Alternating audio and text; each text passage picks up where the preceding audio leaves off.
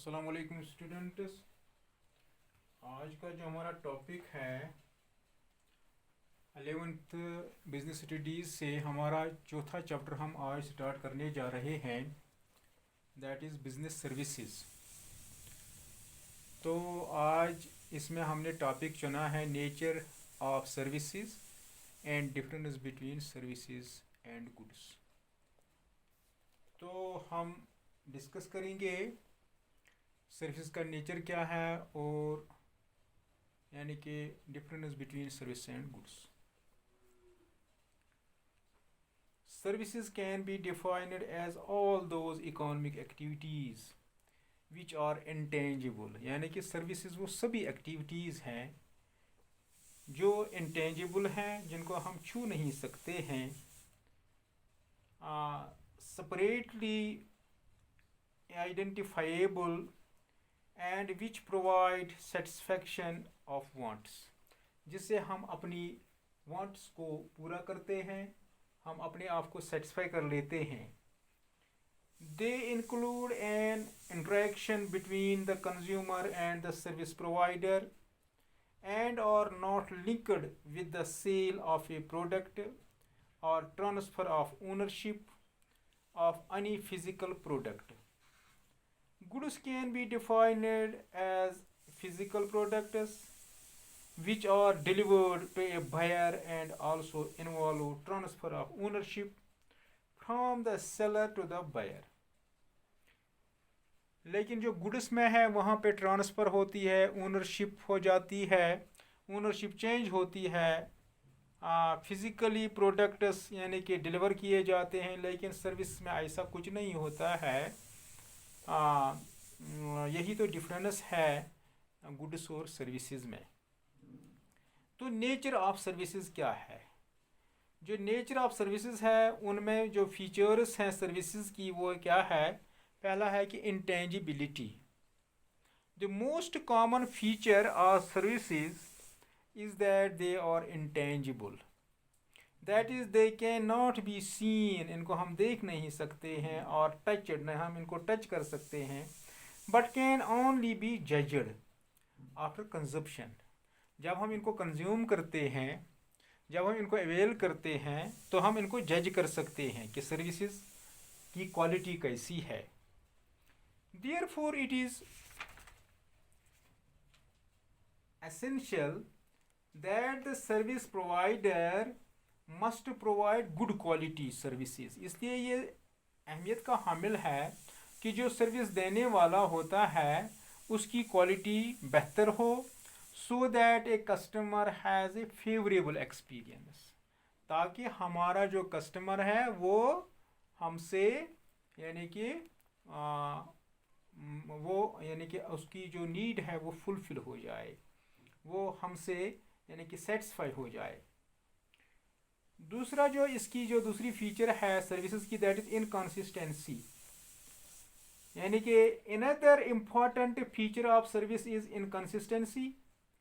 Service providers are required not only to provide the services each time but also to change their efforts according to the expectations and demands of the customers.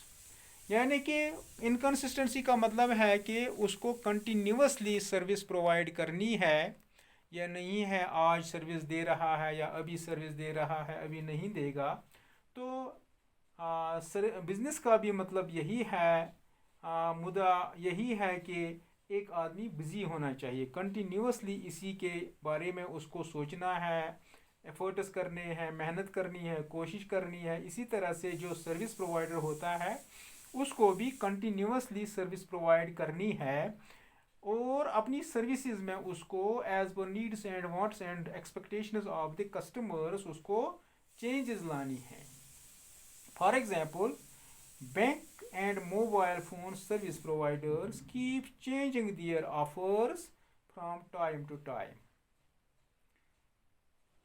तीसरी इसकी feature जो है that is inseparability.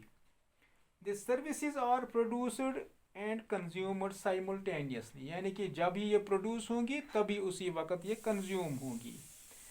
Hence production and consumption of services are inseparable. इनको हम अलग अलग नहीं कर सकते हैं। इन्वेंट्री चौथी फीचर है, as explained earlier that the services are produced and consumed simultaneously, therefore there is no need to maintain the stock of services.